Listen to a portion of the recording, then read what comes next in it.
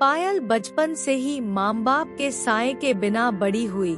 उसके जीवन में सिर्फ एक ही आसरा था, उसका बड़ा भाई विक्रम।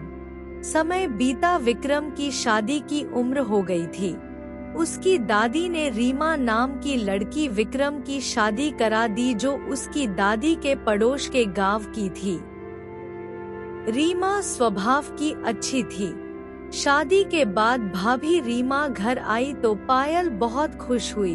उसने सोचा अब उसे माँ जैसी देखभाल मिलेगी। लेकिन रीमा शादी के पहले तो बड़ी मीठी बातें करती थी, लेकिन शादी के कुछ हफ्तों बाद ही उसका असली चेहरा सामने आ गया। रीमा को पायल का घर में रहना बोझ लगता था। उसे लगता था कि सास ससुर तो नहीं है, अब ये लड़की ही हर बात में टांग अड़ाएगी। उसने धीरे धीरे विक्रम के कान भरने शुरू कर दिए। आपकी बहन को कुछ काम काज की समझ नहीं, सारा दिन किताबें पढ़ती रहती है। मुझे नौकरानी बना दिया है। तो पढ़ने दो, तुम्हें किताबों से क्या दिक्कत है? माता पिता के जाने के बाद उसका इस दुनिया में मेरे अलावा कौन है?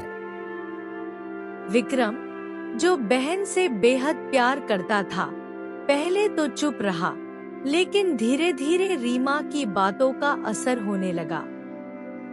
सारे दिन पढ़ती रहती हो, काम तो कुछ करती नहीं हो। आज से पढ़ाई बंद, जो मैं कहूंगी वही करोगी तुम।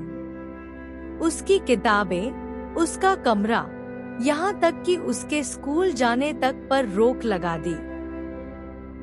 पायल सब कुछ सहती रही, क्योंकि उसे लगता था कि भाभी तो माँ जैसी होती है, अगर डांट रही है तो मेरी भलाई के लिए।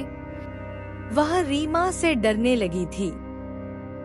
कभी झूठे इल्जाम, कभी खाना न देना, कभी ताने मारना, सब कुछ वह चुपचाप सहती रही। दादी को सब समझ में आ रहा था, लेकिन वह अपने पोते से कुछ नहीं कह पा रही थी, क्योंकि विक्रम खुद रीमा की बातों में आता जा रहा था। एक दिन रीमा ने पायल पर चोरी का आरोप लगा दिया।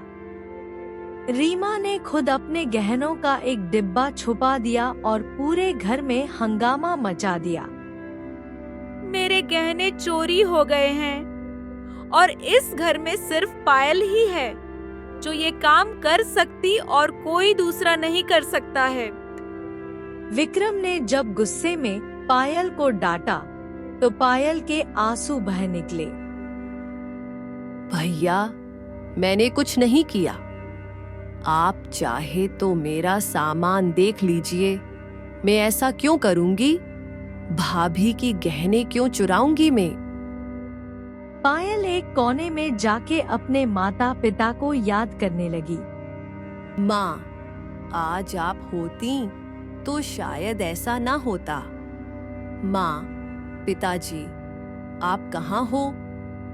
दादी ने ये सब देखा और आखिरकार एक दिन चुपके से रीमा को वही गहनों का डिब्बा अलमारी में छुपाते देख लिया। दादी ने तुरंत कैमरे से वीडियो बना लिया और फिर पूरे घर के सामने रीमा का चेहरा उजागर कर दिया।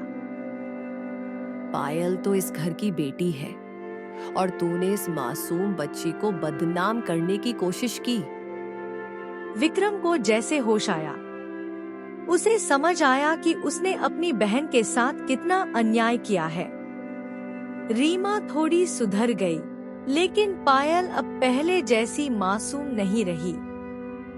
सीख, किसी की मासूमियत को उसकी कमजोरी मत समझो।